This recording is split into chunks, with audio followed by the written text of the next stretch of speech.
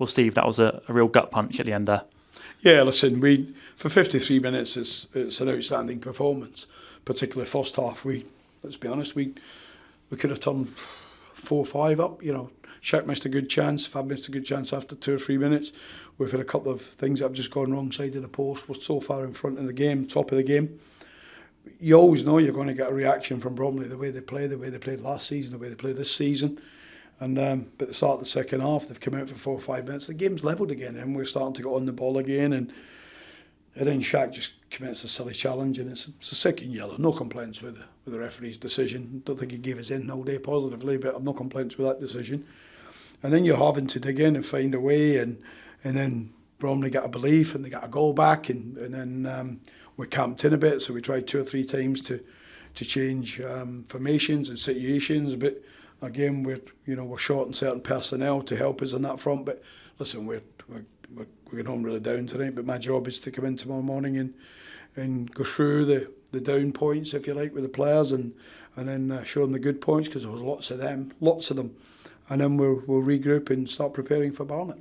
You mentioned there the good points. For 53 minutes today, your team played the side that are second, third in the league off the park at times. Yeah, listen, we got tactically, we got the shape, the system right, we got the runners right, we got the personnel right, everything was good.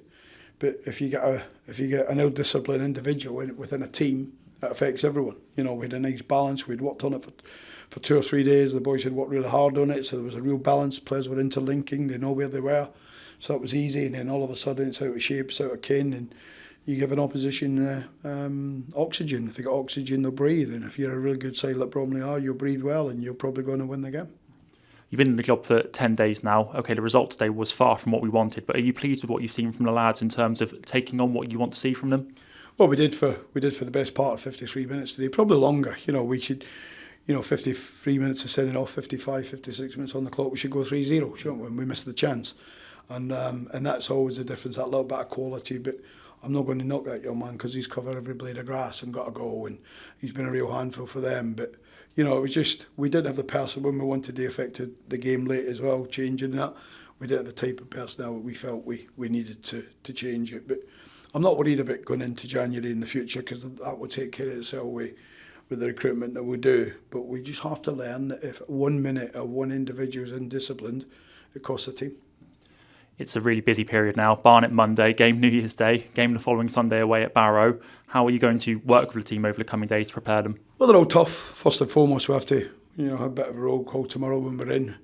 Obviously, Alfie come off, and we're not sure where he'll be. But again, we've got 1 or 2 options in that position, so we're not so much there. I'm more just looking at the attacking and the forward options as to what we can do, and I'm looking at the medical department. But we have to be led with them. We're not going to take chances with individual players. But listen, we've got a lot of positives, a lot to work on, but we're go home deflated. But my job tomorrow is to help lift these young men and make them believe, because they were believing after 50 odd minutes, I can assure you. And just finally, boss, you've always been very complimentary of Bristol Rovers as an opposition manager. How was it today walking out as Bristol Rovers head coach at the Mem? Yeah, unbelievable. I thought the fans were great. I think the fans as well, to see some fans there still, the disappointment they've got, positioning the table, we're 2-0 up, and then we lose 3-2, a late goal.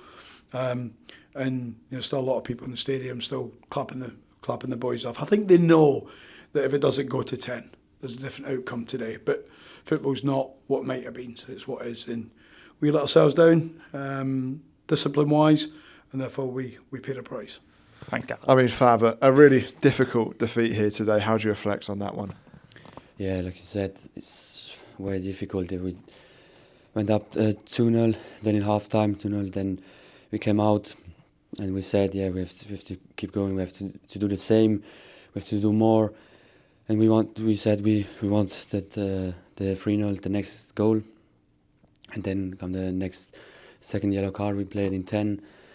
And we started, struggling, and then they scored the 2-1. And then, we said we have to stop the crosses, be aggressive, be on the ball, and start defending right, stop the crosses, and we don't do that. Well, especially in that first half, that's one of the Rovers' best first halves of the season this year, don't you think? Yeah, I think it was a very good half. Yeah, we played a lot with the ball. We said we wanna play with the ball. We wanna keep going, and yeah, we started playing. Everyone wanted the ball. We created chances. I can score another one. Yeah, I have to score 3 goals. I'm not happy with my chances. I scored 1, but I can score. I have to score 2 or 3, and yeah, but it was a good first half. Yeah. Yeah, you said you're not happy with the couple of missed chances, but getting back in the goals, that must be a good feeling. Yeah, that's the positive. Yeah, the feeling after the goal was very good. Yeah, and then at the first few minutes, I can score the first goal in the game. But yeah, the next goal gives my feeling more confidence, and yeah. Yeah, in that second half, the momentum of the game really changes when Rovers go down to 10 men. How difficult is that situation on the pitch? Yeah, it's very difficult. You are on the pitch and you need concentration. You see, you have to do everything. You have to stop the cross. You have to defend, and then you see they can score. Then you ask yourself, what you can do more. Then we see we have to do more. We have to be more aggressive and more defending better, and I take it also on my head. I can score more goals, then maybe we can win the game. Yeah. It's maybe difficult to look at now, but have you seen enough from this game, enough positives that in 2 days' time you can make it right? Yeah, that's the positive. Yeah, in football, if you have games, if you have a lot of games, you can do it in a few days. You can turn it around, but you have to look back and see what we did wrong, what we can do better, and keep going, and we can build on it on the first half.